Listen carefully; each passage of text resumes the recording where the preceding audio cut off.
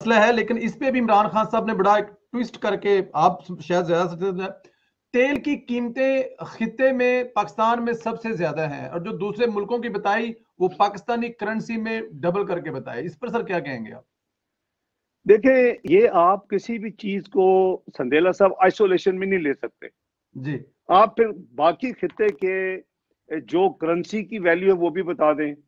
आप बाकी खिते के जिससे कंपेयर कर रहे हैं, जिससे भी कर रहे हैं, वो जी कहीं कंपेयर करना हो तो अमेरिका में कंपेयर कर लेते हैं, कहीं उनको बरतानिया याद आ जाता है कि वहां भी चीजों की शॉर्टेज हो रही है और वहां भी महंगाई आसमान पे पहुंच गई। हमने तो कोई किसी को यहाँ बिल बुलाते नहीं देखा। महंगाई जिस रेफरेंस उन्होंने बात की है, इसका डायरेक्ट नेक्सस बनता है पर कैपिटा इनकम से।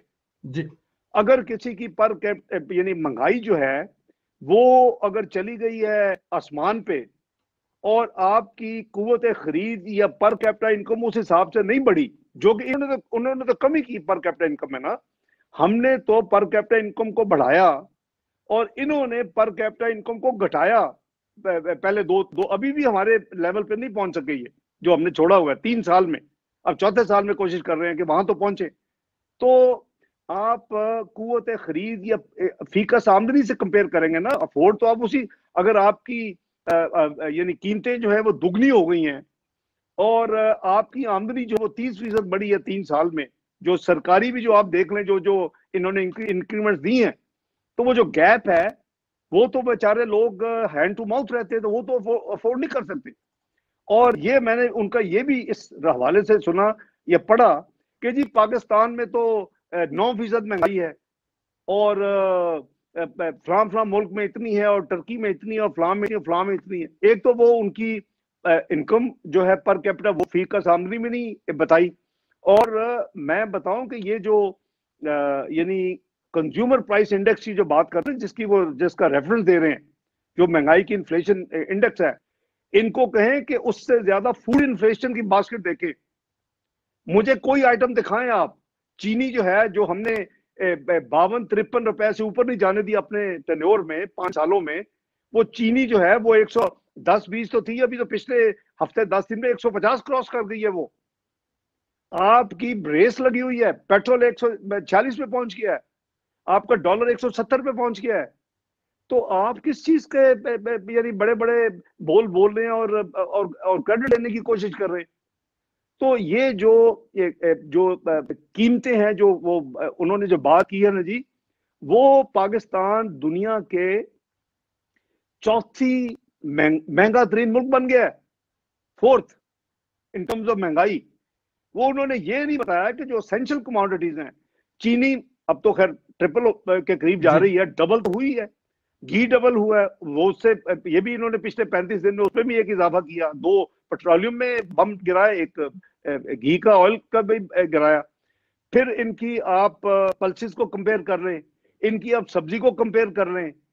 ये आप इनकी कोई भी चीज को, जो असेंशियल कमोडिटी है, जो हर घराने की जरूरत है डेली, वो चाहे बेचारा 15,000 या 20,000 या 30,000 जिसकी इनकम है महाना, उसने भी खरीदनी है। अब तो दिल यानी दुखता है और रोता है कि जब देखते हैं लोगों की आहो पुकार और लोगों की बद्दुआएं। वो आपने देखे होंगे, मैं उसको रिपीट नहीं करता टाइम बचाने के लिए। वो कहते हैं जी हम तो ये अभी गली सड़ी में सब्जी ले ली है, बीबी कह रही है कि 80 रुपए या जी 90 रुपए किलो, जो कि मैं पता नहीं कभी यानी फ्री मिलती थी। तो हर चीज में इजाफा है। मैंने रिसेंट एक आर्टिकल जो अक्टूबर में लिखे, उसमें मैंने जितनी जितनी मेन चीजें हैं उनकी मैंने कंपैरिजन दी है। मैं आपके व्यूअर्स को रिक्वेस्ट करूंगा कि उसको देख लें। वो द फ्राइडे टाइम में छपा है वो मेरा आर्टिकल, उसको देख लें, उसको कंपेयर कर लें आप हर चीज को। ये हुकूमत कहे कि कोई गलत है। आप बिजली के निर्ख को देख लें। क्या हमने लाइफ लाइन जो कंज्यूमर था 50 यूनिट वाला, उसकी हमने 2 रुपए से ज्यादा यूनिट बढ़ने दी है? हमने नहीं बढ़ने दिया। तो इन्होंने किधर ले गए हैं? उसमें 200% इजाफा कर दिए, 6 रुपए 38 पैसे में ले गए थे ये। अभी कोई नई ना उसमें कोई इंक्रीज कर दे। जो आम यूनिट इस्तेमाल करने वाले 8 का था वो 24 का हो गया, अभी और इजाफा हो रहा है। दवाइयों में तो कमाल ही हद कर दी है, यानी 250% से लेकर 400% इजाफा किया इन्होंने अद्वियात की कीमतों में, इंक्लूडिंग लाइफ सेविंग ड्रग्स। यानी लोगों के मैसेज आते हैं कि जी हम जो डायबिटीज के जो मरीज हैं, वो कहते हैं जी हम अफोर्ड नहीं कर सकते अब इंसुलिन खरीदनी। ये हालत है पाकिस्तान में।